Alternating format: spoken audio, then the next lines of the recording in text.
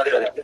राधे राधे महाराज जी, आपके चरणों में सादर प्रणाम। महाराज जी, मैं यहाँ जितने भी लोग नाम जप करते हैं, श्री राधा नाम का जप करते हैं, कहीं हम लोग श्री जी का अपमान तो नहीं कर रहे? क्योंकि मान्यताओं संस्कारों के आधार पर अपने से बड़ों का नाम लेना पूर्णतः गलत है नाम जप करते समय। लेकिन भगवान के नाम की ये चिदानंदमयता है कि उनके नाम लेने से सारे अपराध नष्ट हो जाते हैं, पाप नष्ट हो जाते हैं और हमें भगवत प्राप्ति होती है।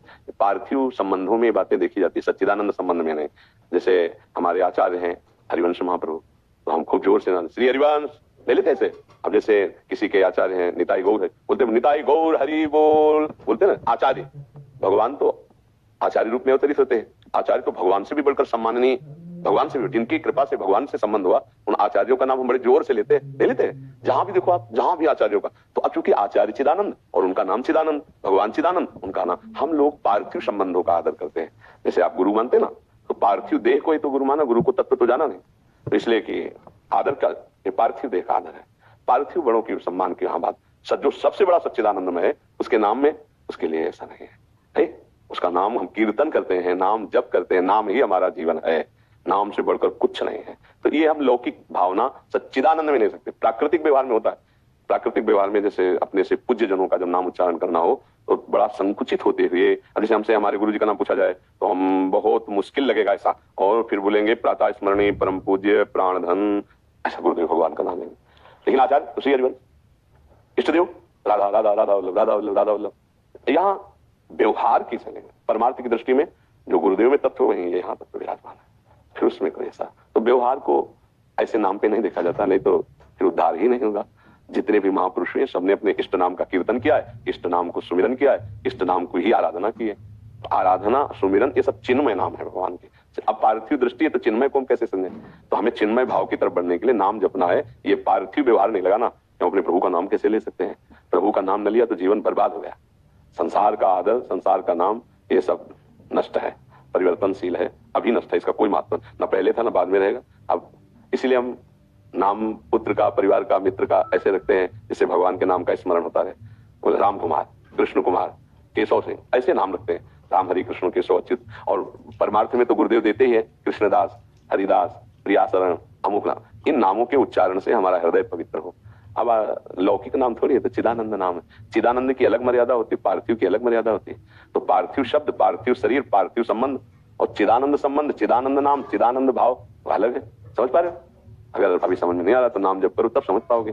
अलग मर्यादा है चिदानंद की, पार्थिव की एक अलग मर्यादा है। चिदानंद में ये मर्यादा नहीं कि उच्चारण करना, ये पार्थिव व्यवहार है। परमार्थ में जो गुरु है वही शिष्य को स्वरूप प्रदान, आप सरिष्ठ चाहे सबकी ना। व्यवहार में ऐसा नहीं हो सकता, व्यवहार में भेद नहीं मिटता, लेकिन परमार्थ अभेद स्थिति को प्रदान करता है। नाम रूप लीला धाम ये चिदानंद में। अब चिदानंद का परिचय नहीं तो आप जानोगे नहीं, बस इतना समझ लो कुछ ऐसा दिव्य है उसमें इनकी सबकी कोई जरूरत नहीं कि हम इष्ट का नाम कैसे ले सकते हैं, कहीं अपराध तो नहीं। इष्ट तो चिदानंद में है और उसका नाम चिदानंद में, समस्त अपराधों का नाश करने की सामर्थ्य नाम में है। जो भगवान की सामर्थ्य है वो पूरी नाम में समाई हुई है, और हम ये कह सकते हैं कि भगवान की सामर्थ्य से भी बढ़कर नाम में सामर्थ्य है। इसलिए नाम तो हमारा आराध्य है, निरंतर उसका नाम संकीर्तनम यस्य सर्व पाप प्रणाशनम। जब हम अपने आराध्य देव के नाम का कीर्तन करते हैं तो सारे पापों का नाश हो जाता है। जब करते हैं तो हृदय को पावन कर देता है। इसलिए ऐसी भावना भी नहीं रखनी चाहिए, नहीं उसमें भजन में अरुचि होती है। समझ पाया? कोई संशय इसमें? जी रेखा जी, हावड़ा से। राधे राधे महाराज जी। स्वामी जी, एक आता नारायण तू बैठ के अपनो भुवन बुहार, तेरे भावे जो करे भलो बुरो संसार, नारायण तू बैठ के अपनो भवन। फिर भी दो दर्शन हो रहे हैं महाराज जी, पीड़ा होती है मन को। तो आप अपने भवन को जान ही नहीं पा रहे हो, बाहर हो। भवन में आओ तब तो देखो कूड़ा करकट आपके भवन में पड़ा है, आप तो दरवाजे के बाहर घूम रहे हो, भवन में आ ही नहीं रहे हो। इंद्रियां बहिर्मुखी हैं, बाहर दर्शन कर रहे हो, और अंदर गंदगी पड़ी तो बाहर गंदगी दिखाई दे रही। लौट के आओ, अपनी गंदगी साफ करो, फिर देखो तो जड़ चेतन जग जीव जत सकल राम में जान। अरे सब प्रभु स्वरूप है, गंदगी तो हमारे अंदर है। और दुआ पढ़ लो, बुरा जो देखन मैं चला, बुरा न मिलिया कोई, जो खोजूं दिल आपनो तो हमसे बुरा कोई। हमारे अंदर बुराई, हरा चश्मा तो हरा, लाल तो लाल। तो हम बैठकर अपने भवन में झाड़ू लगावे, राधा राधा राधा राधा राधा, सब ठीक हो जाएगा। अब बाहर हम घूम रहे हैं, भवन में तो है ही नहीं, अंतर्मुख ही नहीं, बहिर्मुख घूम रहे, तो बाहर हमारे को दोष दर्शन दिखाई दे रहा है। अंदर आओ, नाम जप करो, सत्संग सुनो, और अपने अंदर देखो कि अगर उसको हम देख रहे हैं पापी है तो कहीं ना कहीं पाप का कुछ है अंश हमारे अंदर जो हमें पापी का दर्शन करा रहा है। अगर हमारे अंदर भगवत भाव होता तो हमें भगवान दिखाई देने।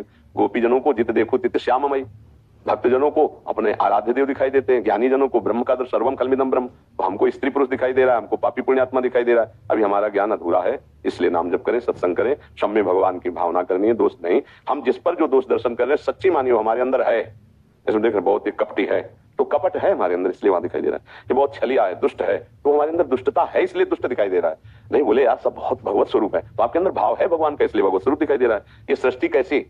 आपकी दृष्टि जैसी, आपकी दृष्टि जैसी वैसी ये सृष्टि। जाकी रही भावना जैसी, प्रभु मूर्ति देखी तिन तैसी। ये स्वयं भगवान सब रूप धारण किए, सब रूपों में स्वयं भगवान ही है, पक्का 100% इतना भी झूठा नहीं है।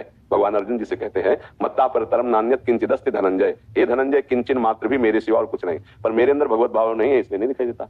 मुझे अच्छा दिखाई देता, बुरा दिखाई देता, स्त्री दिखाई देता, पुरुष। यही अज्ञान है, यही अविद्या है। इसी के मिटाने के लिए अध्यात्म है। तो खूब नाम जप करो, शास्त्रों का स्वाध्याय करो, भगवान से प्रार्थना करो कि वो निर्दोष दृष्टि प्रदान कर दे। दोष किसी में नहीं है, दोष हमारी दृष्टि में है। हम ठीक हो गए तो सब ठीक हो गया। इसका प्रश्न है।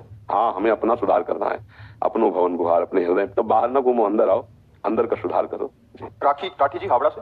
राधे राधे महाराज जी, आपके चरणों में कोटि कोटि प्रणाम। महाराज जी, मैं साधक संजीवनी की एक पंक्ति को समझना चाहती हूँ। उसमें लिखा था कि बोध से पहले का द्वैत मोह में डालता है, पर बोध हो जाने पर भक्ति के लिए स्वीकृत द्वैत अद्वैत से भी अधिक सुंदर होता है। तरस है।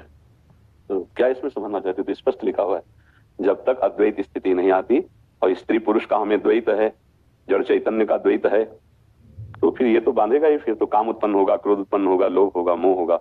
लेकिन जब हम ये जान गए अद्वैत स्थिति कि सब भगवत स्वरूप है, ब्रह्म स्वरूप है, अब कोई फंसने की जगह नहीं रह गई। केवल इतने जान के रुक गया तो उसका मोक्ष हो जाता है। पर वो भक्त है, इसलिए वो ये जान करके भी कि जो प्रभु सामने आराध्य देव स्वरूप में है वही यहाँ बैठे हैं, इतना जान गया।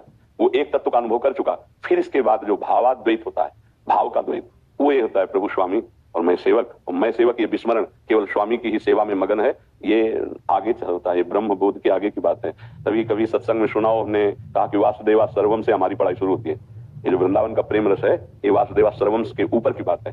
तो वो जो अद्वैत से द्वैत है वो बहुत प्रेम में है। लेकिन पहले द्वैत से अद्वैत में स्थित हो। अगर अद्वैत के पहले द्वैत बना रहा तो उसमें वासना, भोग, नाना प्रकार की कुचेष्टाएं, नाना प्रकार के विघ्न उपस्थित है, वो भ्रष्ट हो जाएगा।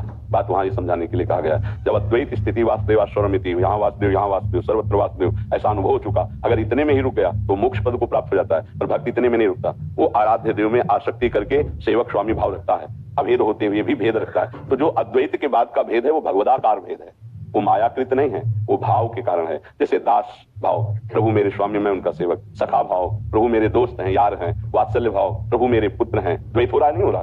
लेकिन पहले पुत्र आदि का भाव मिटाओ।